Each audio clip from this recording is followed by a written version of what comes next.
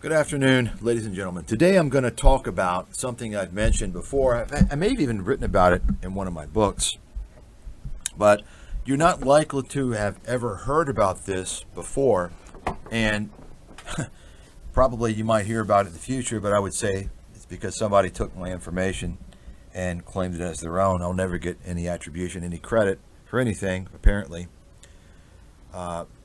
So the point I wanted to make is that Wall Street has a way of manipulating investors. And in fact, I've mentioned this in terms of these copywriting newsletter boiler room shops, the big shops like Agora and many others. What they'll do is they cover every single scenario. They cover every single strategy, so that one of those newsletters is gonna nail it. You see, they have so many different possibilities, and of course, most of it is focused on, fear and panic and doom and just trash. But they've learned over the years to cover every scenario. So they say, "Oh well, look, we predicted this. You see, this is on our newsletter. We predicted this." Right? We got these great stocks perform well. You see.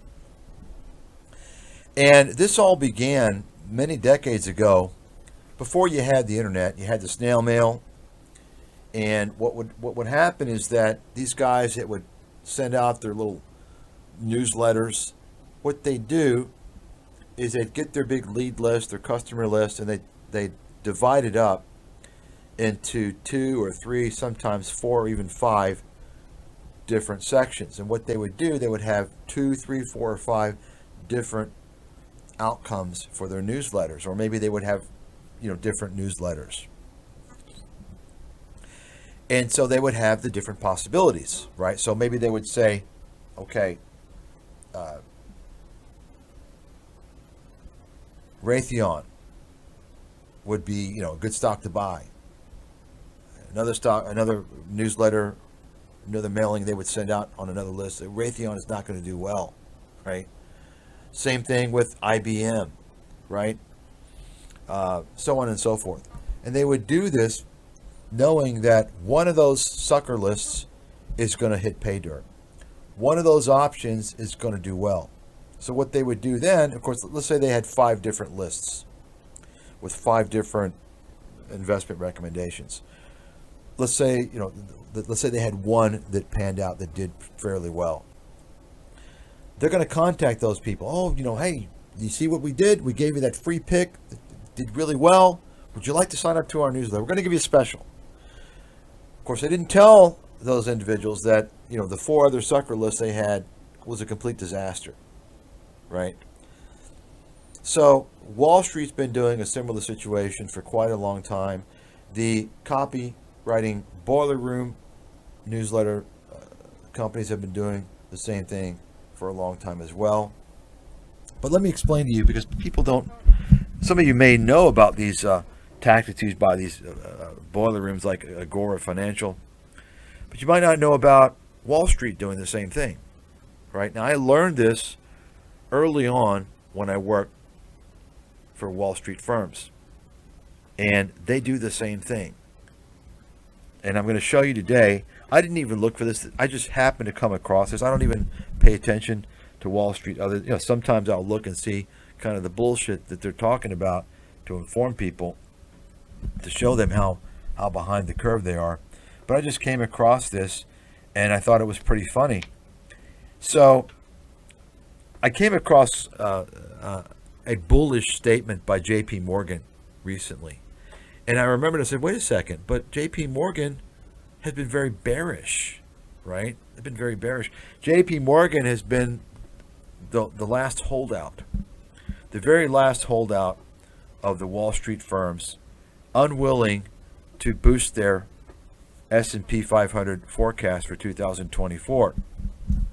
And in fact, you can see here, as late as December 13th, 2023, their forecast for 2024. Go ahead and show you now. Let's go ahead and read this. So here you have it here. So their earnings growth estimate is 2 to 3%, which I don't know where they got that. That's like that's so far off of any other firm I've seen. The consensus during December was about 11 to 12%. I'm not saying that's going to be I think that's a little high, but I saw nothing anywhere close to 2 to 3%. I think that's extremely low. But nonetheless, their price target for 2024 is 4,200 with downside bias. In other words, what they're saying is, I think it's even a good chance it's going lower than 4,200. Okay. And I mentioned December 13th because, of course, that's about as late as you're going to get into 2023 for the forecast for that year, moving forward, looking into the next year. Okay, we'll talk about what their forecast is currently. Today is March 29th, 2024. So a little more than 3 months later. Okay, you can just read here. As we approach 2024, we expect both inflation data and economic demand to soften as tailwinds for growth and risk markets are fading. Overall, we are cautious on the performance of risky assets and the broader macro outlook over the next 12 months. Risky assets would be namely stocks, due to building monetary headwinds, geopolitical risks, and expensive asset valuations. Okay. And so you can just go ahead and read all this nonsense here. But the bottom line is 4,200. And I talked about this actually in a video on the website, as well as for research subscribers. I mentioned this because, of course, those of you who get the research, I came out in June of 2023, and I said, look, full force, get in. We're going to hit a bull market. Now, I had talked about, just to give you all some perspective, those of you who haven't followed my research, don't get my research, Wall Street completely missed 2022. 2022, as you'll recall, that was the beginning of the collapse, and it was exacerbated by the declaration of war, or I guess they Russia invaded Ukraine in February, and I believe it was February, or was it March? And then, of course, you had the Fed raising interest rates, I believe 25 basis points in March, and would go on to have several 50 basis point hikes. So I was advising investors to get out of the market, expecting a bear market, potentially a recession, certainly a collapse in the market by the beginning of 2022. I even actually came out with a forecast of a bottom in the market, which the bottoms were hit in October. They were hit in October of 2022. And we're cautiously advising to get in over the next several months, just kind of gradually getting in and pointing out to investors, hey, you can't nail the bottom. Assume we hit the bottom. Get in. Okay, get in. Don't worry about nailing the bottom. Could it go back? Could it test the October 2022 lows? Sure. Don't worry. You don't want to be left behind. I emphasize that month after month, right? But I mentioned in 2023, early on in the beginning of the year, that there was a risk in the second half of the year of possibly a recession. Now, my recession probability all along was between 70 to 80% mild recession. I never forecast a high probability of a normal recession, much less a severe recession. It was always a mild recession, very mild. Okay.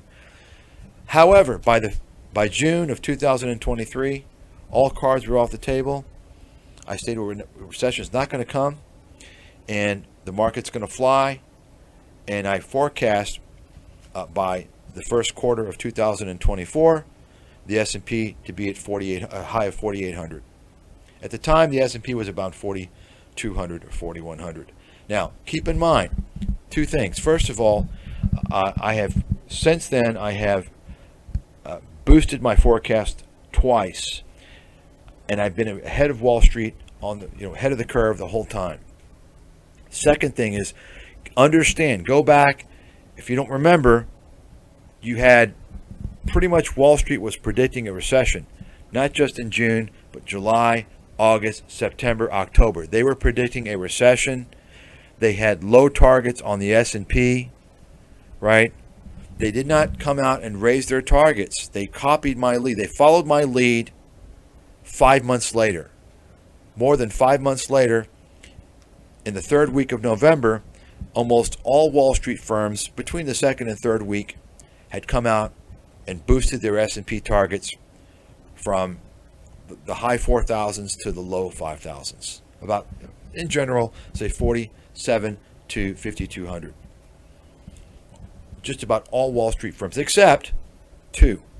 Goldman Sachs, and you can look all this up. I might have something wrong. This is from memory. Might be one detail or two details that I am not getting correctly. But this is, for the most part, very accurate, I know. You can check me on that. There were two firms, Goldman Sachs and Morgan Stanley, did not boost their 2024 S&P forecast. Goldman Sachs was basically forced to do so by the end of the year.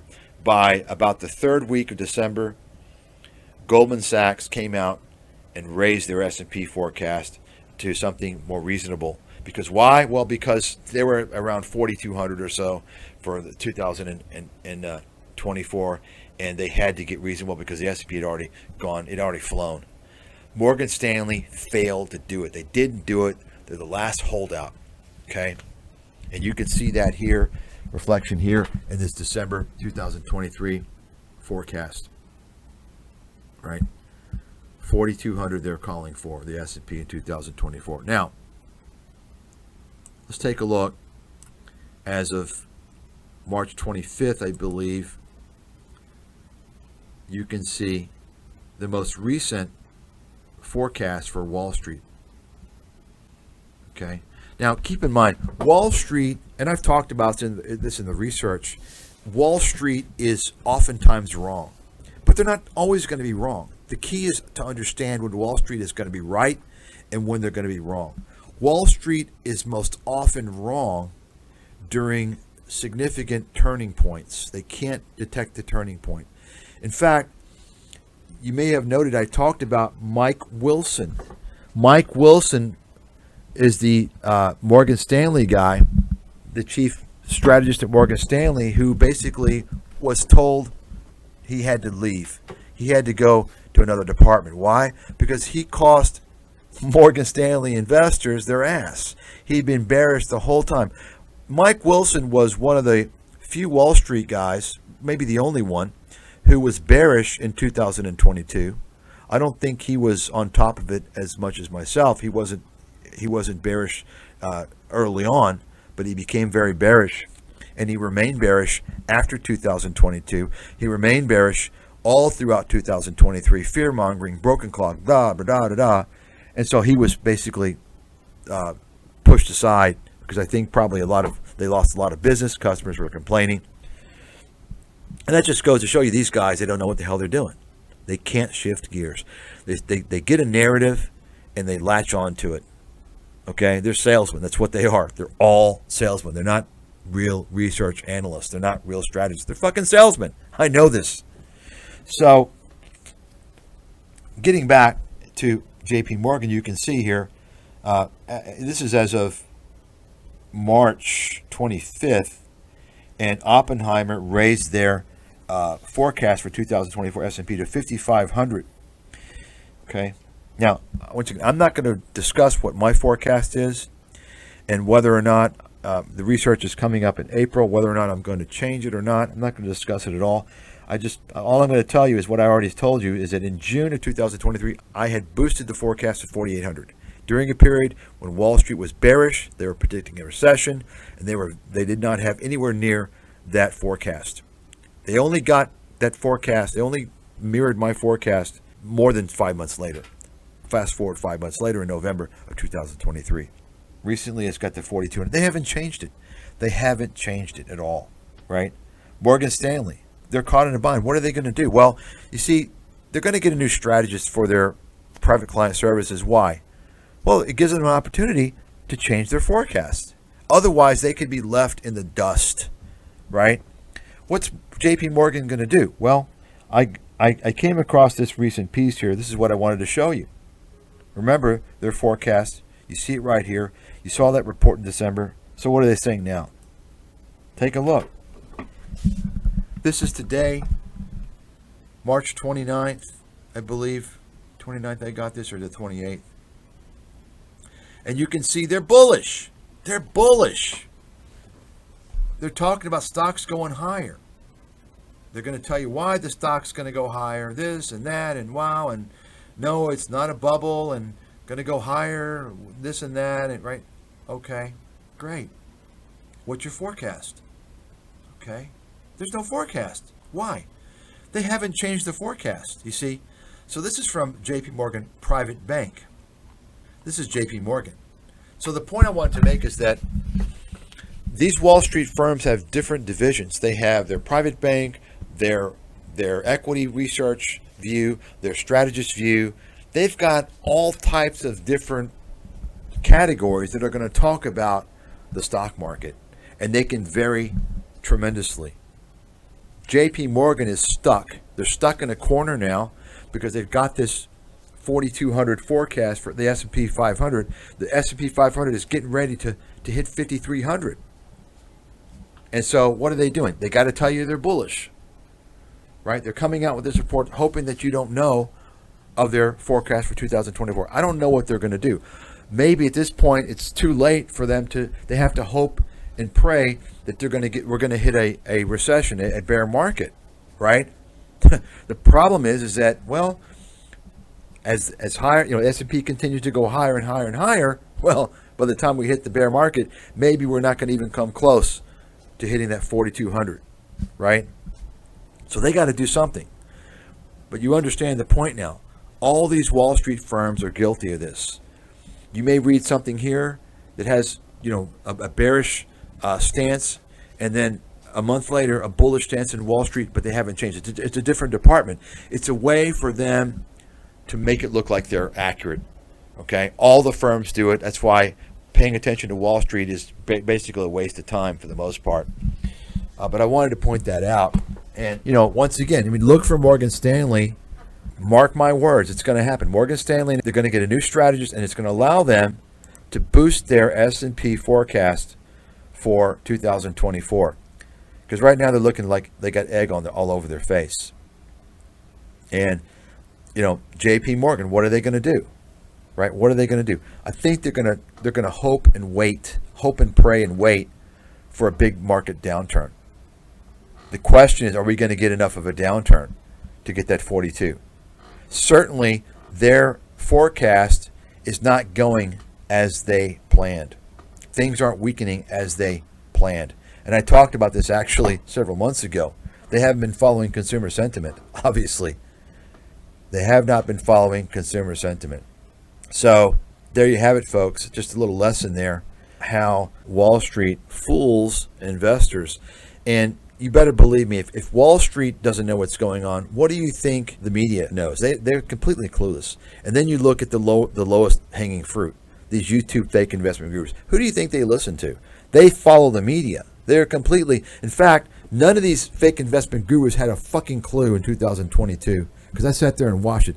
They didn't understand about the big picture. They didn't understand about looking at the big picture and understanding that market risk is the big thing. They were focused on their little stock. Well, I'm a value investor. I am this kind of cash flow. Look at my Excel spreadsheet of the stock. It's Kathy Wood. Folks, market forecasting is very important.